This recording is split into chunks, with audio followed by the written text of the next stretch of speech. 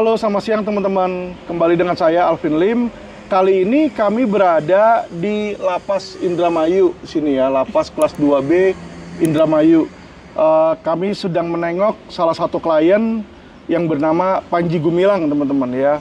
Jadi gini ya, saya mau kasih tahu, pekerjaan pengacara itu bukan hanya bekerja di kepolisian maupun bekerja juga di pengadilan, tetapi yang paling utama itu bagaimana kita memberikan konsultasi dan pengertian juga kepada klien-klien kita ya.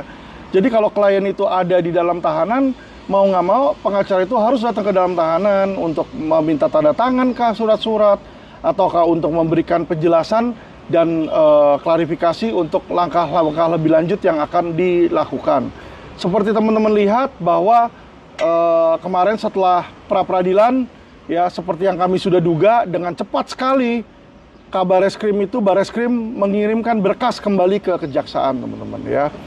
Dan ketika mereka mengirimkan kembali berkas kejaksaan dalam waktu yang sangat singkat, kami sudah tahu bahwa pastinya berkas-berkas yang mereka kirimkan itu kopong. Ya, kenapa saya bilang kopong? Ya, berkas-berkas penyidikan yang lain itu bertahun-tahun orang nggak beres-beres. Ini kalau dalam waktu 1 minggu dia bisa periksa belasan saksi, belum lagi termasuk ahli, kita udah tahu itu pasti nggak benar gitu kan ya. Tapi kita jangan mendahului jaksa, nanti kita lihat aja apakah berkas itu diterima P21 atau berkas itu di P19 atau di P20 karena belum lengkap ya. Karena sebelumnya kami sudah mendapatkan P19 ya beberapa bulan yang lalu, bahwa berkas-berkasnya itu saksi-saksi yang diperiksa maupun ahli yang diperiksa menyatakan belum ada cukup bukti dan belum ada unsur ya yang memenuhi di situ ya, teman-teman ya. Jadi ini sangat penting, seharusnya penyidik itu tidak terburu-buru, teman-teman ya. Tapi saya tahu dengan taktik yang kita ajukan mempraperadilkan, otomatis si Bares ini jadi salah kaprah, teman-teman ya, dan jadi sembarangan dan tidak hati-hati, teman-teman ya. Selanjutnya saya mau serahkan kepada rekan saya Hamdani ya, bisa tolong dijelaskan bagaimana tadi keadaan Syekh Panji Gumilang, kesehatannya atau kegiatannya, bagaimana keadaan fisik dan mental dari Pak Panji. Terima kasih Pak Alvin atas waktunya. Jadi kami berdua pada hari ini, pada hari Rabu di bulan Juni, kita berkunjung kepada Syekh Al-Mahad Al-Zaitun, yaitu Syekh Panji Gumilang, terkait dengan kami sebagai kuasa hukumnya mengunjungi ke Lapas Indramayu terkait dengan kondisi seperti apa beliau di dalam, pelayanannya seperti apa dari Lapas Indramayu, dan seperti apa dari KPLP ataupun dari Kalapas gitu. Jadi kami saya sebagai kuasa hukum dan saya yang biasanya melayani beliau, melihat memang alhamdulillah kondisi beliau baik gitu, dan memang posisinya diperlakukan juga sama ya, di mata hukum ya sama, dengan perlakuan juga sama. Saya berterima kasih kepada Kalapas dan Kementerian Hukum dan HAM, posisinya sudah menjaga beliau aman di dalam. Nah, terkait dengan apa hari ini agendanya, tadi kami sudah sidang. Nah, ini sidang terkait dengan ini aja, pribadi kami. Yes. Jadi posisinya kami sidang kemarin itu di pra-peradilan. Hari ini apa yang kata Pak Alvin bilang, kita posisinya mengunjungi klien kita, bagaimana kondisinya, seperti apa kondisinya, dan alhamdulillah sehat walafiat. Betul. Sudah itu aja. Jadi sidangnya hari ini, kemarin itu terkait dengan pra-peradilan saja. Jadi kami melaporkan terkait dengan hasil pra-peradilan dan yang lain-lain, dan langkah-langkah yang akan kita ambil. Demikian. Betul. Gitulah teman-teman ya. Jadi kita mesti lihat, kalau menurut saya ya, dari kacamata saya, mereka memenjarakan Panji Gumilang ini sebuah kesalahan besar. Ya, kenapa? Orang itu nggak perlu jauh-jauh melihat. Ketika orang melihat seperti Harvey Mois, seperti Sandra Dewi, ya, seperti pejabat-pejabat lainnya ya, pejabat kementerian yang sering flashing dia punya kekayaan ya, mereka itu mesti malu sebenarnya kalau melihat kehidupan dari Panji Gumilang. Kenapa saya bilang seperti itu ya? Orang banyak yang di luar sana korupsi tidak ditangkap, tidak ditahan. Kenapa? Karena belum ketahuan, ya, belum ketahuan.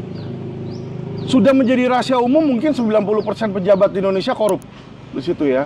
Menjadi rahasia umum, tapi orang nggak berani berbicara dan belum ada pembuktian karena aparat penegak hukum kita memble, teman-teman ya. Tapi kita bisa melihat dari apa? Ya, dari media sosial. Media sosial, kita buka TikTok, kita buka YouTube, kita buka X, Instagram ya. Di situ menyatakan bagaimana banyak pejabat-pejabat Indonesia ini flashing dia punya kekayaan ya. Memamerkan dia punya kekayaan. Anda lihat Panji Gumilang, makannya setiap hari aja cuma sayuran, teman-teman ya. Itu pun sayuran nggak dipakein bumbu.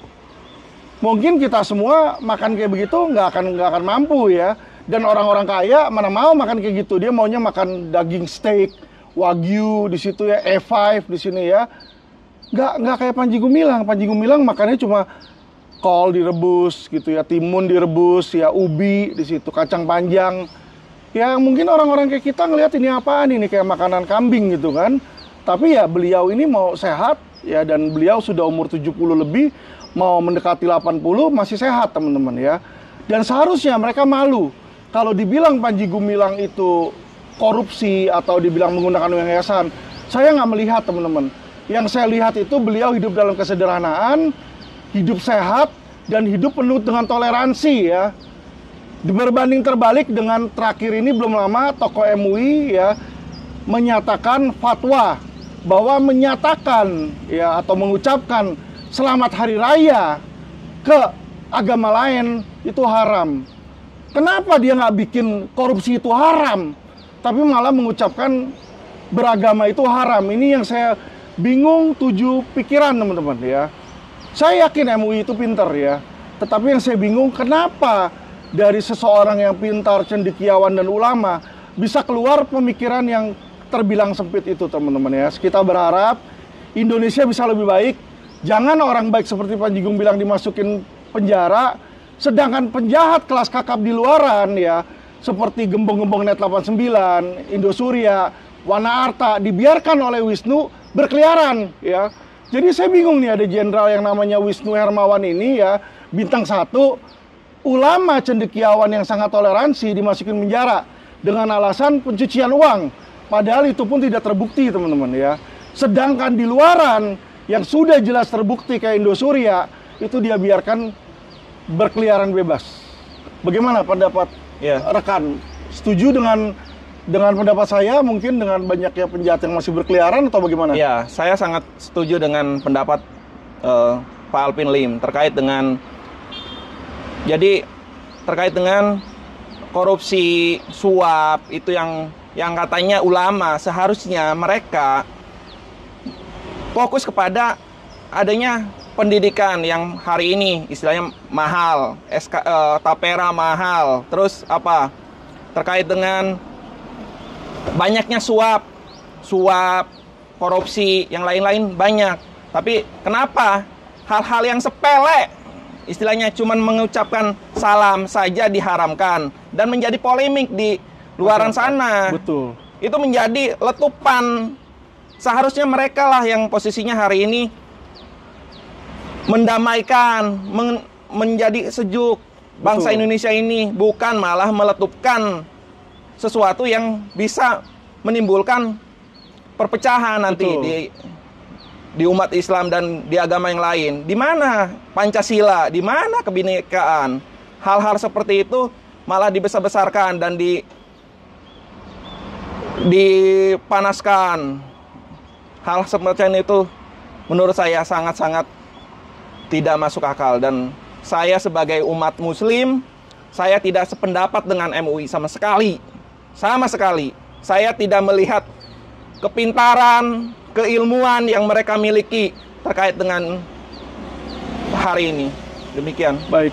Jadi itu teman-teman ya, kami hanya menghimbau kepada masyarakat sekalian, teman-teman sebangsa dan setanah air, perbesar toleransi kita ya. Saya betul. Kristen, rekan saya ini Muslim ya, tapi kita kerjasama yang baik di dalam setiap kasus-kasus hukum ya. Jadi itu yang harus kita lihat, bukan perbedaan agama atau perbedaan suku dan ras itu menjadi perbedaan antara kami untuk saling menjatuhkan.